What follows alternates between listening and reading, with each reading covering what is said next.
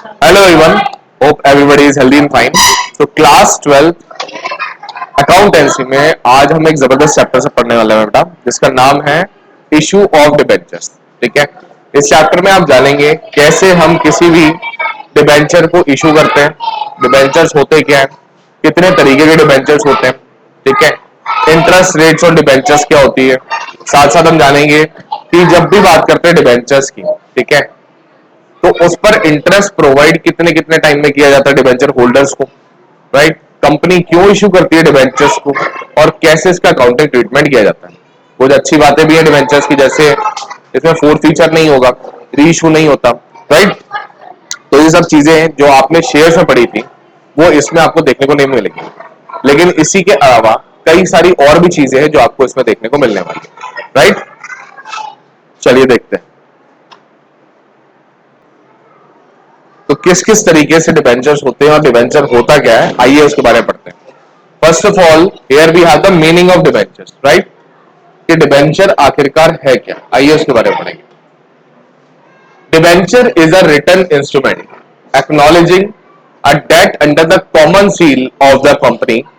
It contains a contract for repayment of principal after a specified period or at intervals, or the option of the company, and the payment of the interest at a fixed rate, payable usually either half yearly or yearly on fixed rate.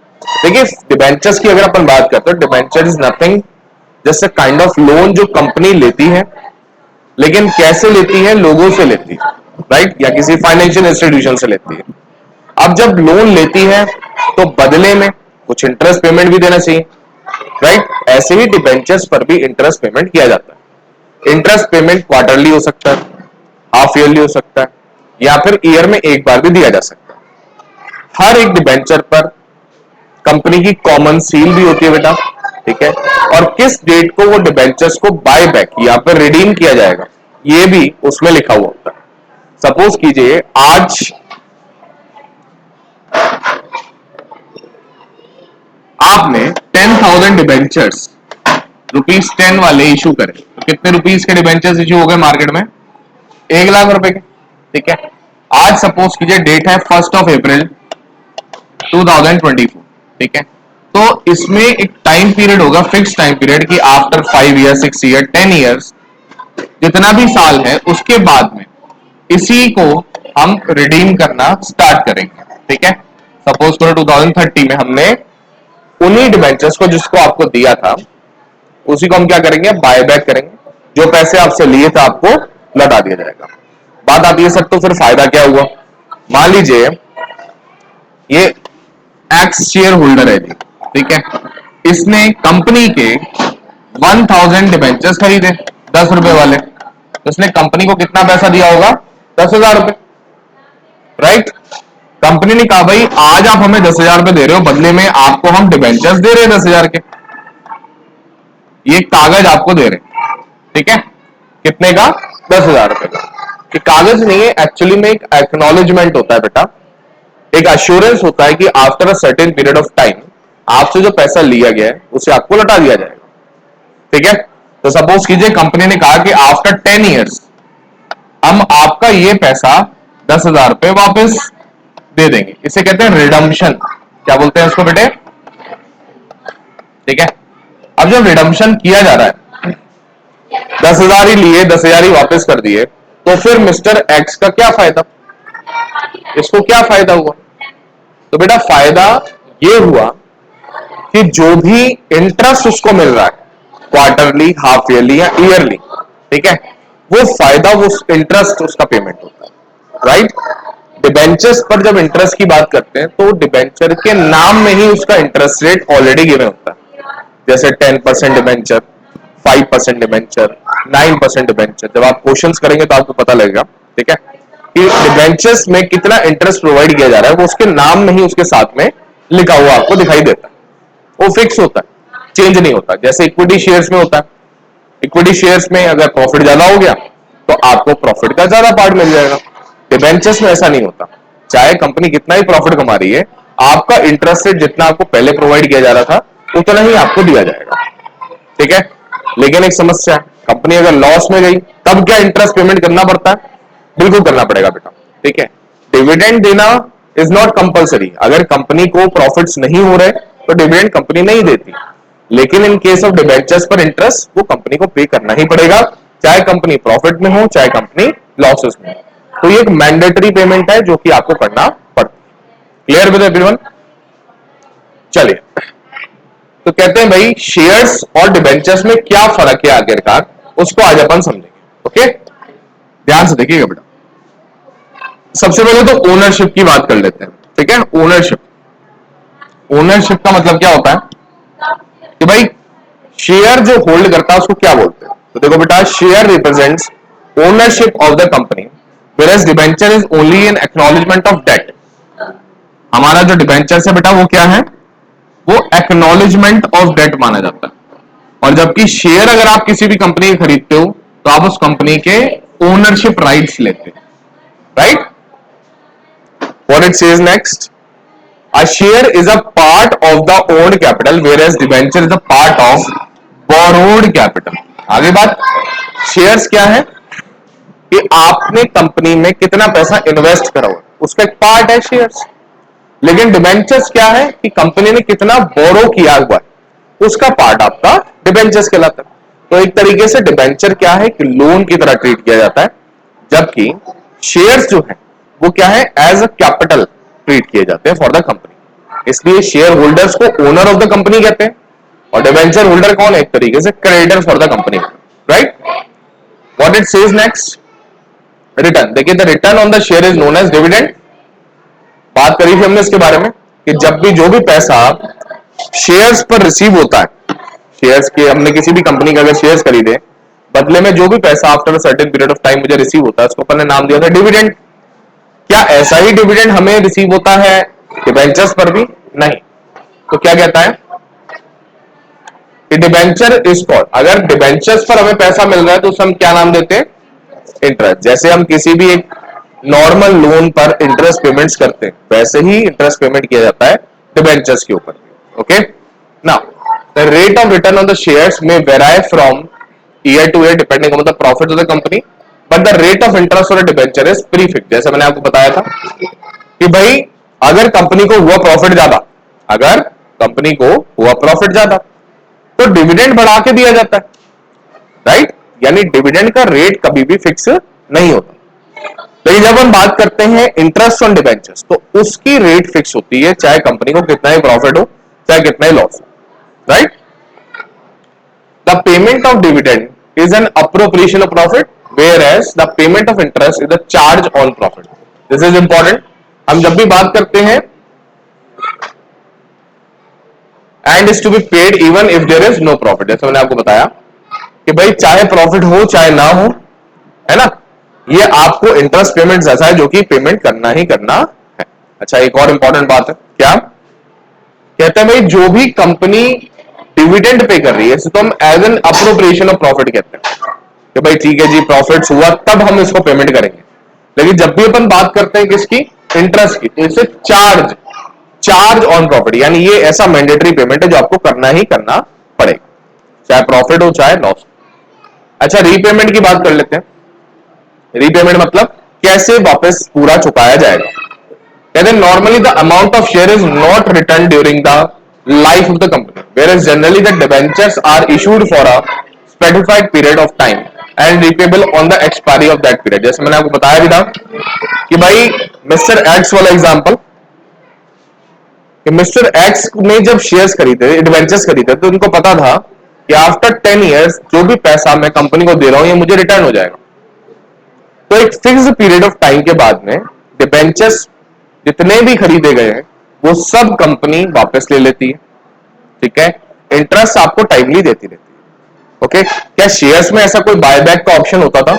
बेटा पहले किया करते थे, लेकिन actually में आज की date में इसको एक परमानेंट कैपिटल का ही पार्ट माना जाता है, ठीक है। तो कंपनीज जनरली शेयर्स को बायबैक नहीं करती जनरली, राइट।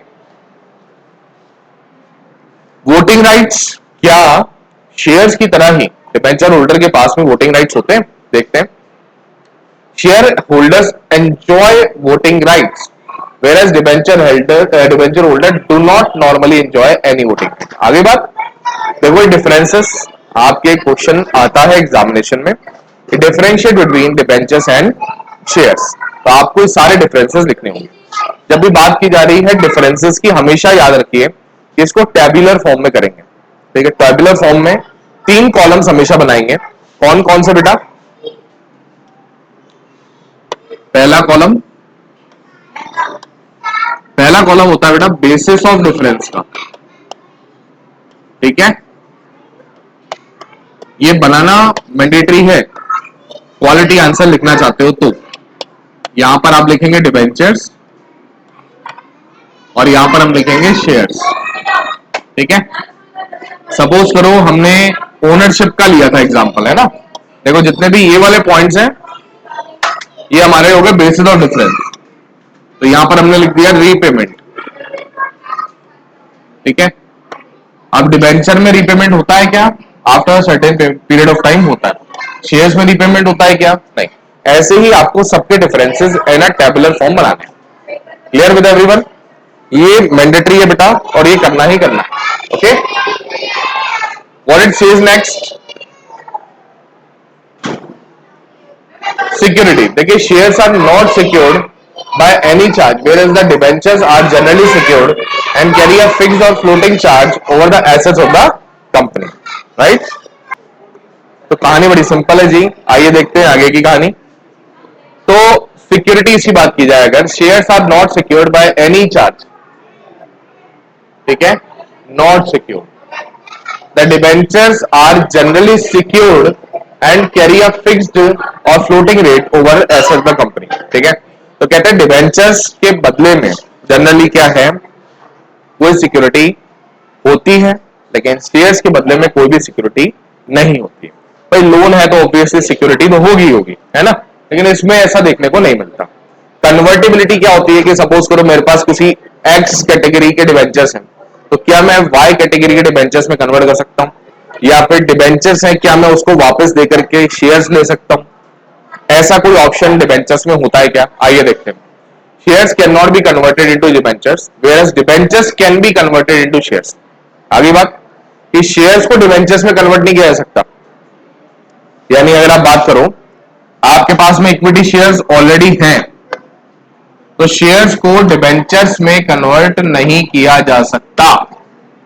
ठीक है बेटा, यहां पे बड़ा बड़ा ऐसे इसको करके एक डार्क मरून क्रॉस बनाएंगे कि भाई शेयर से डिबेंचर में कन्वर्जन नहीं हो सकता। याद रखना ये बात, क्योंकि ये पॉइंट में बच्चे कंफ्यूज हो जाते हैं। ठीक है, और क्वेश्चंस एमसीक्यूज आपको घुमा करके ऐसे दिए जा सकते हैं। लेकिन जब हम बात करें डिबेंचर्स से शेयर्स में कन्वर्जन, तो बच्चे डिबेंचर्स से शेयर में कन्वर्जन किया जा सकता है। क्लियर है? याद रहेगा? चलिए, and that is case laws. और कौन से खास तरीके के ऐसे डिबेंचर्स होते हैं बेटा? तो वो डिबेंचर्स की भी कैटेगरी है जिसका नाम है कन्वर्टेबल डिबेंचर्स। ठीक है, ये वो डिबेंचर्स है जिसको आप एक समय के बाद में after fulfilling all the necessary conditions convert कर सकते हो शेयर। आओ अब पढ़ते हैं टाइप्स ऑफ डिबेंचर्स, कितने तरीके के डिबेंचर्स हैं। ठीक है, तो डिफरेंट टाइप्स के डिबेंचर्स डिफरेंट बेसिस पर किए जाते हैं। आइए एक एक करके अपन देखते हैं। देखें, चलिए सबसे पहले अगर हम बात करें on the point of view of security, security के बेसिस जो हमारे डिबेंचर्स हैं वो कौन कौन से हैं जी? आइए देखते हैं। पहला है सिक्योर डिबेंचर और दूसरा है अनसिक्योर डिबेंचर। अब सिक्योर्ड और अनसिक्योर्ड में क्या फर्क है? ठीक है, आइए पढ़ते हैं। तो बेटा secure debentures refer to those debentures where the charge is created on the assets of the company. Charge on asset मतलब कि अगर डिबेंचर पे इंटरेस्ट का पेमेंट नहीं हुआ तो कंपनी जिस भी एसेट पर चार्ज है उसको मार्केट में रियलाइज करके पैसे अपने वसूल सकती, और सॉरी शेयर डिबेंचर होल्डर अपने पैसे वसूल सकता है, not company, the debenture holder. ठीक है, लेकिन हम बात करें for the purpose of payment in the case of default, the charge में बी फिक्स्ड और फ्लोटिंग। ठीक है, a fixed charge is created on the specific asset whereas a floating charge is on the general assets of the company. ठीक है, एक तो हो गया कौन सा कि मैंने कंपनी के कुछ एक एसेट्स ऐसे हैं जिनको ये बोला कि भाई मेरा इन पर चार्ज है, चार्ज इन द सेंस कि अगर आपने इंटरेस्ट पेमेंट्स नहीं किया ऑन डिबेंचर्स तो मैं इनको मार्केट में रियलाइज करके पैसा अपना वसूल लूं। पहला तो ये हो गया। एक हो गया कि कंपनी के ओवरऑल जितने भी एसेट्स हैं उन सब पर मैंने चार्ज होना सेट कर रखा। ठीक है, ये सपोज करो मैंने अगर 10,000 रुपीज के डिबेंचर्स अपने ले रखे और मेरा इंटरेस्ट पेमेंट्स अगर मुझे टाइमली रिसीव नहीं हुआ तो कंपनी के ये असेट्स ऐसे हैं जिनको रियलाइज करके मैं अपने इंटरेस्ट को वसूल सकता हूं। ठीक है, अब ऐसे ही अनसिक्योर्ड डिबेंचर जो इसी का जस्ट अपोजिट है, कहते हैं भाई do not have a specific charge on the company. ठीक है, ना तो कोई असेट्स पर कोई चार्ज है। ऐसे डिबेंचर्स कौन से हैं? अनसिक्योर्ड। ठीक है, तो बेटर कौन सा है, सिक्योर्ड वाला या अनसिक्योर्ड वाला? भाई सिक्योर्ड वाला ऑब्वियसली कल को पैसा नहीं दिया तो अपन कुछ बेच करके अपना वसूली तो कर सकते हैं, लेकिन अनसिक्योर्ड में तो ऐसे कोई चार्ज होता ही नहीं ना। From the point of view of tenure, tenure मतलब होता है टाइम पीरियड। तो देखो बेटे, एक होते हैं रिडीमेबल और एक होते हैं इररिडीमेबल। रिडीमेबल मतलब वो डिबेंचर जिनको एक पर्टिकुलर पॉइंट ऑफ टाइम के बाद में बाय बैक कर लिया जाता है। बाय बैक मतलब 10,000 रुपए के डिबेंचर्स आपने लिए, 10 साल, 5 साल, 8 साल जो भी आपका टाइम पीरियड था उसके बाद में 10,000 रुपए वापस करें या जो भी अग्रीड अमाउंट है उसको वापस किया और पैसा दे करके डिबेंचर्स आपसे वापस ले। ठीक है, इधर in lump sum or in instalments during the lifetime of the company. Debentures can be redeemed either at par or at premium. पहले डिस्काउंट पे भी होता था लेकिन अब नहीं होता। ठीक है भाई, ऑब्वियस सी बात है, डिस्काउंट पे रिडम्पशन का मतलब ये हो गया कि मैंने सपोज कीजिए हमारा जो बच्चा मयंक है, मयंक से मैंने 10,000 रुपए लिए। ठीक है, लेकिन 10 साल बाद जब पेमेंट कर रहा हूं तो मैं इसको 9,000 कर रहा हूं। तो ये तो रिडम्पशन एंड रिडम्पशन और डिबेंचर ऑन डिस्काउंट हो गया। तो क्या मयंक इसको एक्सेप्ट करेगा? नहीं करेगा। वो कहेगा भाई दिए थे सर तो 10,000 दिए थे तो मुझे कम से कम 10,000 तो दो, या फिर उससे बढ़ा करके दो, है ना। उससे कम कैसे दे सकते हो? इसलिए डिबेंचर्स का रिडम्पशन जो है वो कभी भी डिस्काउंट पे नहीं होता, एट पार हो सकता है और एट प्रीमियम हो सकता है। ऐसे ही आते हैं irredeemable debentures. Now what are irredeemable? जिनको कभी भी रिडीम नहीं किया जाता during the life of the company, जब लिक्विडेशन होगा तब इनको अपन रिडीम करें। कहता है भाई irredeemable debentures are known as perpetual debentures. इनको एक और नाम दिया जाता है perpetual, because the company does not give any undertaking for the repayment of money borrowed by issuing such debentures. These debentures are repayable on the winding up. Winding up मतलब क्या होता है? कंपनी का बंद होना of a company or on the expiry date of a long period. ठीक है, तो ये है हमारे कौन से irredeemable वाले। Next to it is we have the convertibility. अब कन्वर्टेबिलिटी के बेसिस पर हम देखें तो दो तरीके के डिबेंचर्स, एक तो ऐसा जिन्हें after fulfilling certain conditions after a point of time हम कन्वर्ट कर सकते हैं शेयर्स में, और एक ऐसे जिनको कभी भी कन्वर्ट नहीं किया जा सकता। डिबेंचर्स हैं, आज भी रहेंगे, कल भी रहेंगे और परसों भी वही रहने वाले, तो वो है convertible or non convertible, right. Then we have from coupon rate और point of view, this is important. तो पहला आता है specific coupon rate debenture. These debentures are issued with the specified rate of interest. इनका interest rate हमने already specify कर रखा है, फिक्स कर रखा है, which is called the coupon rate, और इसी को अपन बोलते हैं क्या? Coupon rate. द रेट में either be fixed or floating. अब ये इंटरेस्ट रेट फिक्स भी हो सकती है, फ्लोटिंग भी हो सकती है। These floating interest rates is usually tagged with the bank rate. ठीक है, नहीं, लेकिन सेकंड क्या है? Zero coupon rate debentures. These debentures do not carry a specific rate of interest. अब जीरो कूपन रेट में क्या है? कोई भी इंटरेस्ट रेट फिक्स नहीं है। In order to compensate to the investors, debentures are issued at substantial discount and the difference between the nominal value and the issue price is treated as the amount of interest related to the duration of the debentures. तो भैया zero coupon की जब हम बात करें तो कोई भी इंटरेस्ट रेट नहीं इस पे लिखा हुआ होता। सिंपली जिस प्राइस पे आज आपसे खरीदे हैं, after certain period of time जब बाय बैक किया जाएगा तो उस प्राइस से बढ़ा करके प्राइस आपको पे कर दिया जाएगा, राइट। यही आपका इंटरेस्ट पेमेंट हो गया। 10,000 के डिबेंचर लिए, 10 साल बाद 15,000 रुपए आपको दिए, डिबेंचर्स वापस आपसे ले लिए, तो 5,000 रुपए की जो कमाई आपकी हुई ये आपके लिए इंटरेस्ट पेमेंट होगा। ऐसे को कहते हैं अपन जीरो कूपन रेट। ठीक है, फिर आते हैं रजिस्टर्ड डिबेंचर, जिसमें कौन है, किसके पास डिबेंचर अभी हमारे जो है वो एग्जिस्ट कर रहे हैं वो सब की, यानी हर डिबेंचर होल्डर की हमारे पास पूरी डिटेल कंपनी में रजिस्टर्ड होती है, यानी तो बोल दिया हमने रजिस्टर्ड डिबेंचर्स। और बियर डिबेंचर का मतलब है are the debentures which can be transferred by way of delivery and the company does not keep any record of the debenture interest on the debenture is paid to a person who produces the interest coupon attached to the cell. तो जिसके पास भी interest coupon पहुंचा हुआ है उस debenture से related, company simply उस person को डिबेंचर्स का इंटरेस्ट प्रोवाइड करती है, राइट। किसी भी डिबेंचर होल्डर का हमारे पास एड्रेस लोकेशन कुछ भी नहीं है, बस जिसके पास इंटरेस्ट कूपन है उस डिबेंचर से रिलेटेड उसको अपन पेमेंट कर देंगे ऑफ द डिबेंचर्स। ऐसो को हमने क्या बोल दिया, bearer debentures. Okay, now these were the types of debentures. Next class में अपन पढ़ेंगे कि कैसे डिबेंचर्स की अकाउंटिंग ट्रीटमेंट किया जाता है, कैसे इशू, कैसे आगे की कहानी है, वो सब अपन अपने नेक्स्ट क्लास में डिस्कस करेंगे। टिल द टाइम ये सारे थ्योरेटिकल चीजों को अच्छे से पढ़ो क्योंकि इनमें से भी एग्जामिनेशन में आएगा। Okay, thank you so much.